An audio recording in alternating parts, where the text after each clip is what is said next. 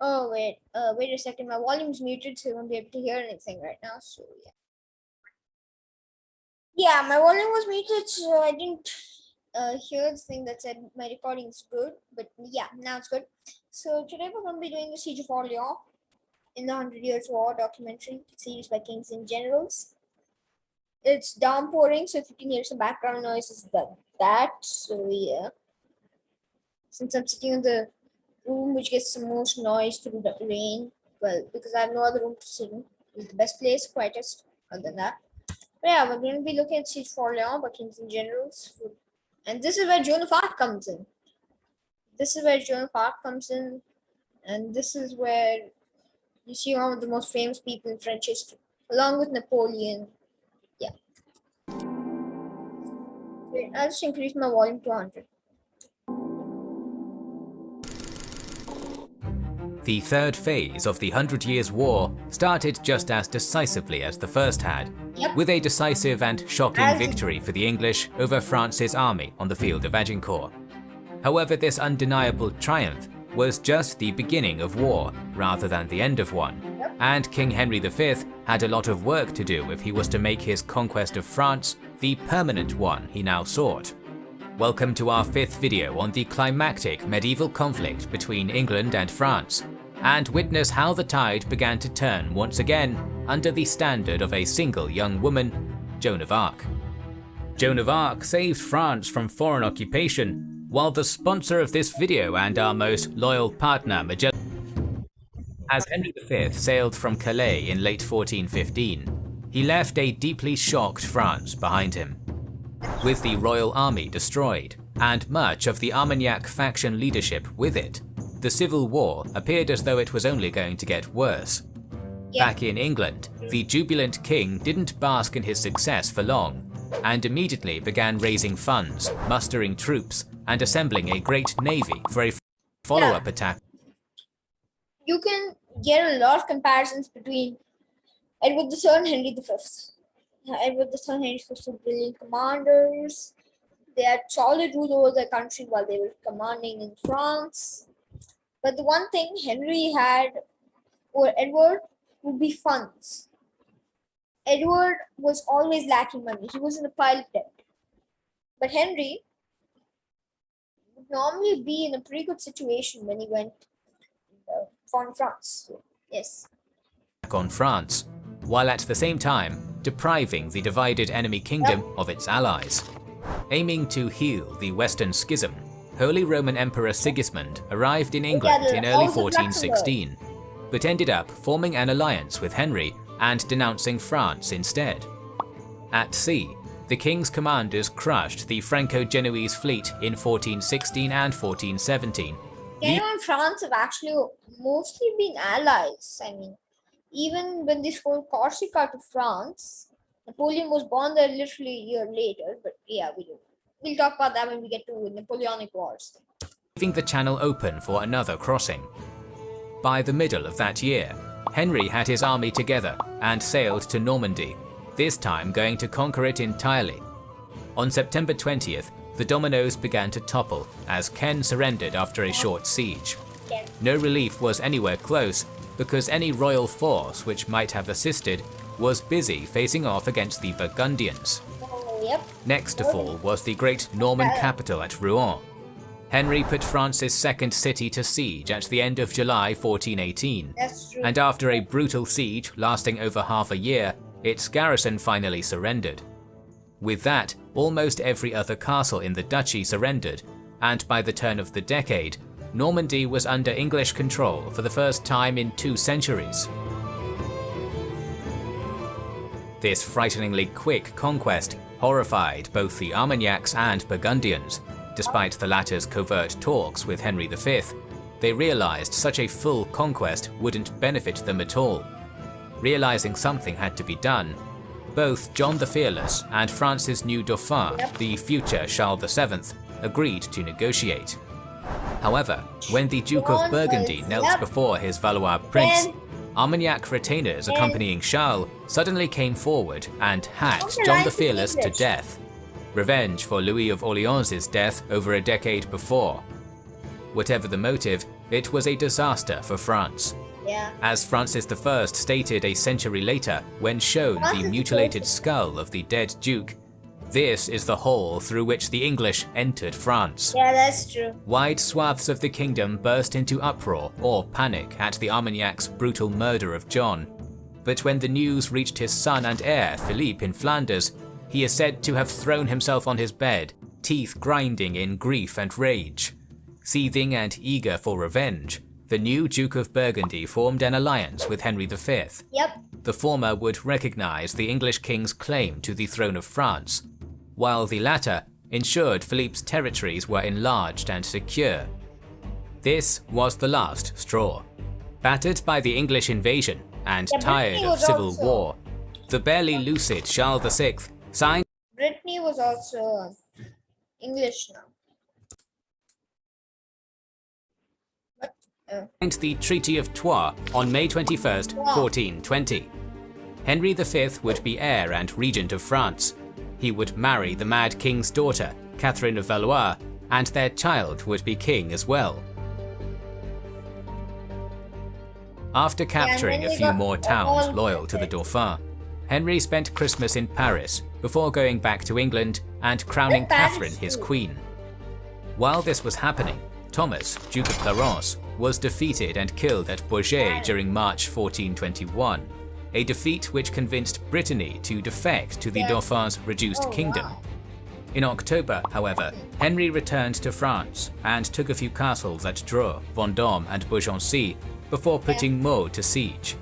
It was there that King Henry fell ill with his army, but insisted on staying with the troops, which he did until the city fell in May 1422. Though he returned to Paris, the king fell deeper into sickness and began to take measures for the succession, naming Humphrey, Duke of Gloucester, regent in England, while his brother, the Duke of Bedford, would lead in France in the name of the newborn Henry VI. England's great Lancastrian king, perhaps the greatest in the country's history, died at Vincennes on August 31, 1422. I put Henry V as one of the greatest, along with Edward III, Queen Victoria, Queen Elizabeth II, Queen Elizabeth I. Yeah, that'd be it. At the age of just 35. The Mad King Charles VI finally died only 2 months later, and his son declared himself the king. France north of the Loire came under Anglo-Burgundian rule, while his son only retained the loyalty of the south with a moving court. After an indecisive campaign of sieges, Bedford and his second-in-command Salisbury won a victory in 1424 at the Battle of Verneuil, widely seen as a second Agincourt, and this greatly increased the regent's prestige. Unfortunately, Gloucester's blundering meant that Bedford was forced to return to England for 2 years to put things straight, and only sailed back to France in March 1427. Wow, Gloucester, you did that. He and Salisbury now started planning a campaign to capture Orléans, the key to the Loire. If this great riverine linchpin was conquered, the English could easily launch further attacks to knock the Dauphin out for good. Why?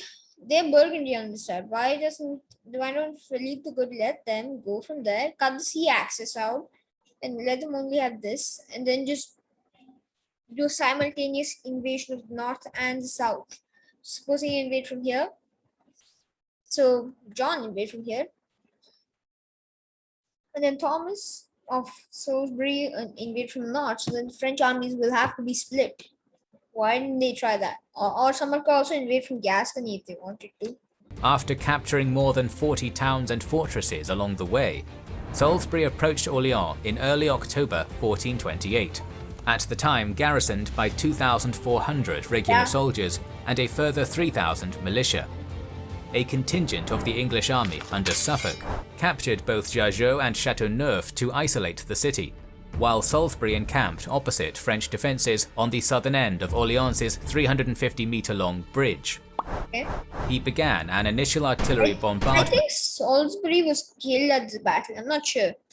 On the 17th, and 4 days later ordered his men to storm the fortified gatehouse known as Les Tourelles.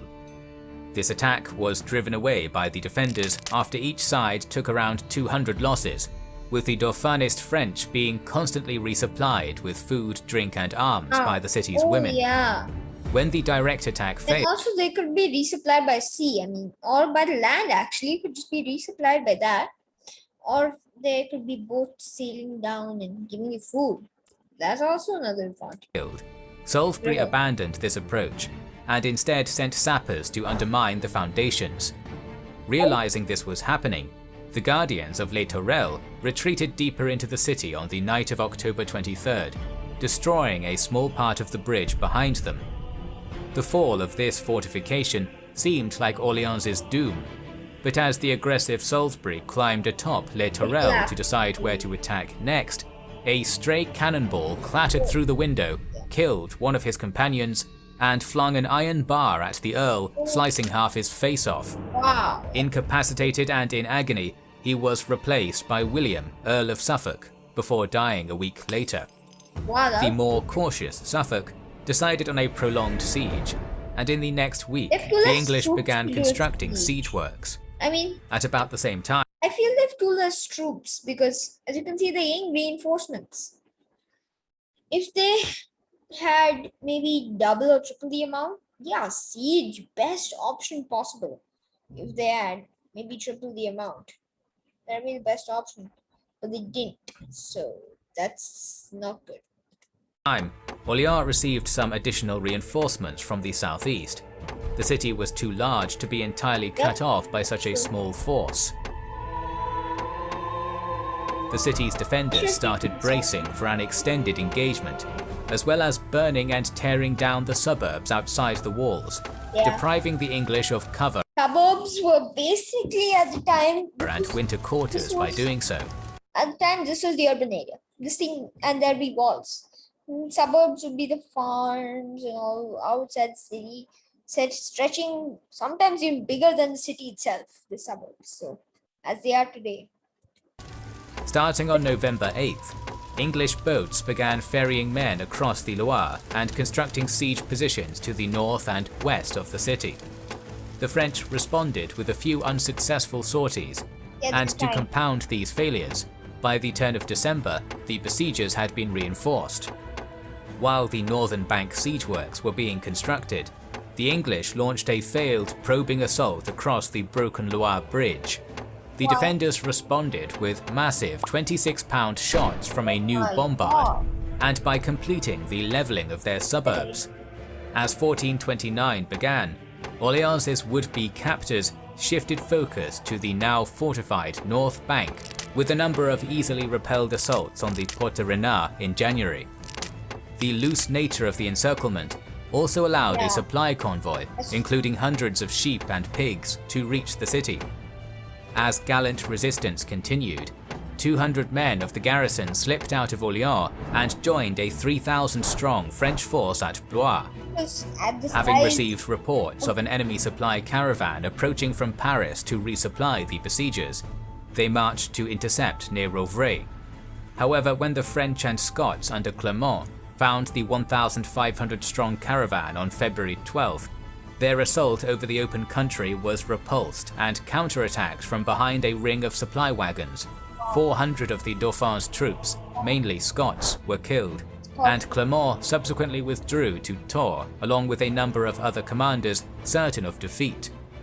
At Chinon, Charles was so demoralized by the grand city's seemingly inevitable fall that he considered abandoning his kingdom completely. However, events many hundreds of miles to the east were about to thoroughly rejuvenate the French cause. Years before, a 15-year-old girl named Joan began hearing voices, and by 1428 became convinced she was being granted a task from God, delivered by the Archangel Michael in addition to Saints Margaret and Catherine. Her task? To lead an army against the English so that Orleans might be relieved, and to have the Dauphin traditionally crowned as Charles VII in Ross Cathedral, where Louis the Pious had succeeded to the Frankish throne 6 centuries earlier. Through aid from Robert de Baudricourt, a pro-Valois commander in Vaucouleurs, Joan undertook a dangerous journey to Chinon and then to Poitiers, where her faith was declared true and her virginity assured. To test whether this woman's extraordinary claims were true, she would be sent to Orléans in an attempt to break the siege. And that worked. After being granted armor, horses, a special banner, and supposedly finding a legendary sword, she went to Blois and joined a gathering relief force. Upon her arrival, the deflated mood among French soldiers and officers immediately began changing at her holy presence. Leaders who had withdrawn from the siege previously, such as Clermont, or who had avoided getting involved at all, now rallied to the cause, inspired by Joan's patriotic mission. That's smart. While the Dauphin's army mustered, the lull at Orléans, following Rouvray, allowed English forces, who were aware that a relief attempt was incoming, to construct a number of formidable fortifications: the Bastille de Saint-Loup to the east, the Boulevard de la Pressoir on April 9th, the Bastille Saint-Pouer on the 15th, and Bastille de Saint-Jean-le-Blanc 5 days later. Notably, the new English commander, Glasdale, created an external earthen rampart outside Les Tourelles, making it into a citadel. Joan and her relief force set out for Orléans on the 26th, and after a miraculous crossing of the Loire at Chessy and bypassing Saint-Loup without opposition, entered the city through its Burgundian gate 3 days after leaving Blois. After resting for the night, Joan was eager to go on the attack. Because one wasn't planned for that day, she walked across the Loire bridge to the Bellecour stronghold and asked the English to lift the siege. Glasdale shouted back that she was a mere cowherd and they would burn her if she was captured. And that Nevertheless, happened. Joan's threat to kill all prisoners their forces had taken if her heralds were not released worked, and they were indeed set free. Also on that day, a lengthy skirmish was fought when the French commander La Hire sortied out against the northern English fortification at Saint-Pouer, but was eventually forced back inside. This inability led the overall defending leader, Jean de Dunois, the bastard of Orléans, to slip out of the city on May 1st and return to Blois, where he sought reinforcements. While he was gone, Joan didn't remain inactive. She rejuvenated the morale of Orléans' long-besieged citizens, who crowded to meet her and give their maid gifts, while also performing military reconnaissance against Glasdale's positions to see which were weak and which were strong. Dunois returned on May 4th with much-needed reinforcements, and shortly after, an attack began spontaneously on England's eastern fort at Saint-Loup by 1,500 troops. Joan was resting at the time. Yeah, I'm not pausing much in this video because I don't know much about the siege of Orléans, but yeah. I really don't know much, but I know a bit about Joan of Arc. So I believe after the attack they didn't get it. Then Joan actually, I believe, rode out with them to attack. I'm not sure if they got or not. I really thought they didn't, but I realized, wait a minute, didn't Joan ride up to them? And Joan of Arc was rarely defeated. Yeah. But when informed, either by an angel's voice or any of the other mortal voices in the city, rode out as swiftly and eagerly as possible to join the attack. For 3 grueling hours, Joan inspired her warriors to fight. Despite fierce resistance by the English garrison, the French soldiers managed to finally capture and raze Saint-Loup to the joy of Orléans' people. Despite her jubilation at the victory, Joan of Arc wept for the 140 slain English soldiers who had died without confession.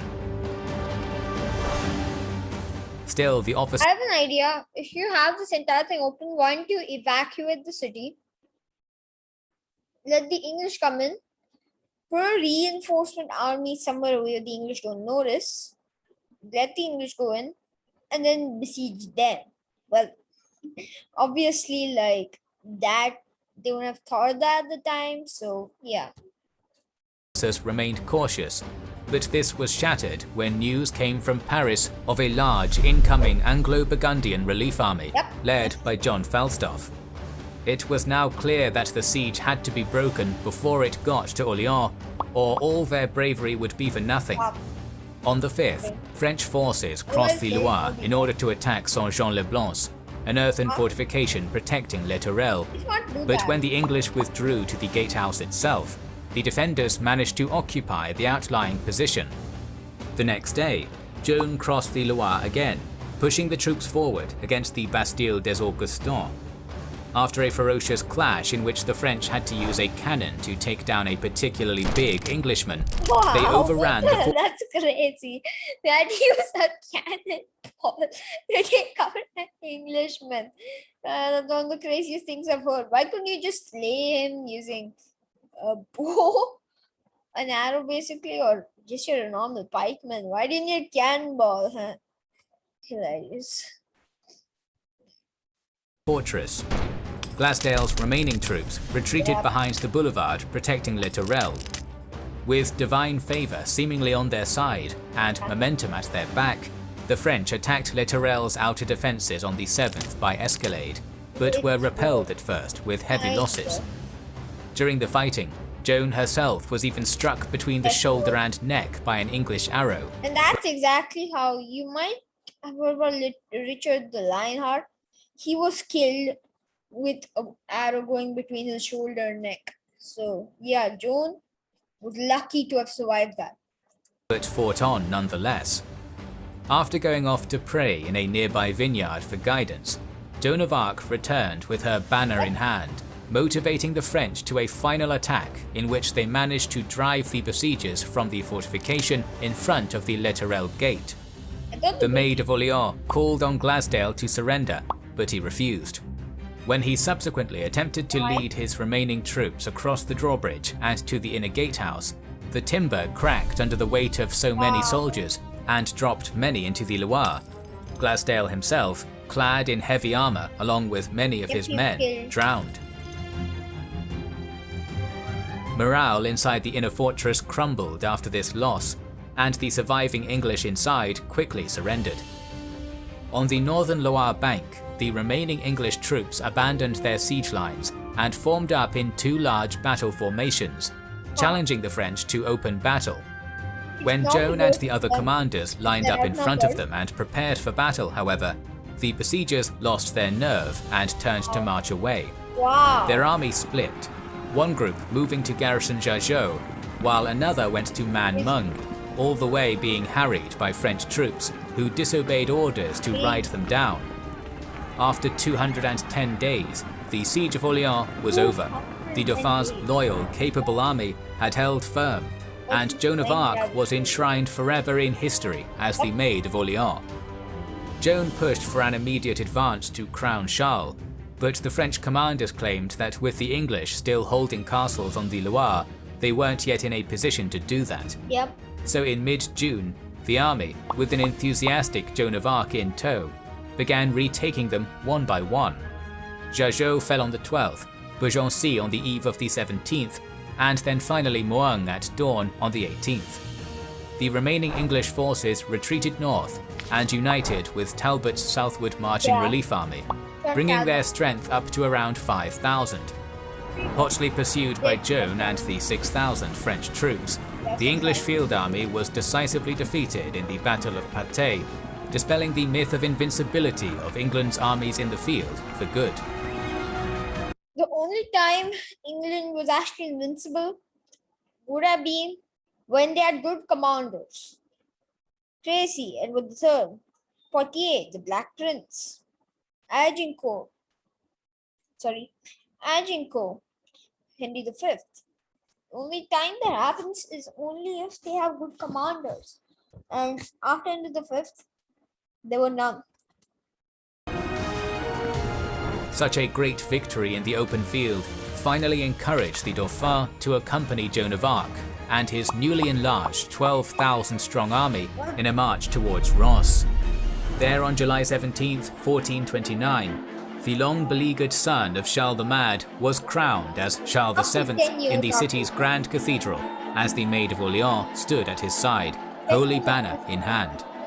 This was militarily insignificant, but a propaganda triumph. As the Burgundian supporter Enguerrand de Montrelet stated soon after this seminal moment, the French now believed that God was against the English. The story of Joan of Arc and the continued French resurgence will continue, so make sure you are subscribed and have pressed the bell button. Okay then. So yes, that was fun. Tomorrow, me and my friend Rishank. Tomorrow, sometime in this week, me and my friend Rishank will be recording a YouTube video. We'll be doing Roblox. So yes, so thank you for watching and see you next time. Bye.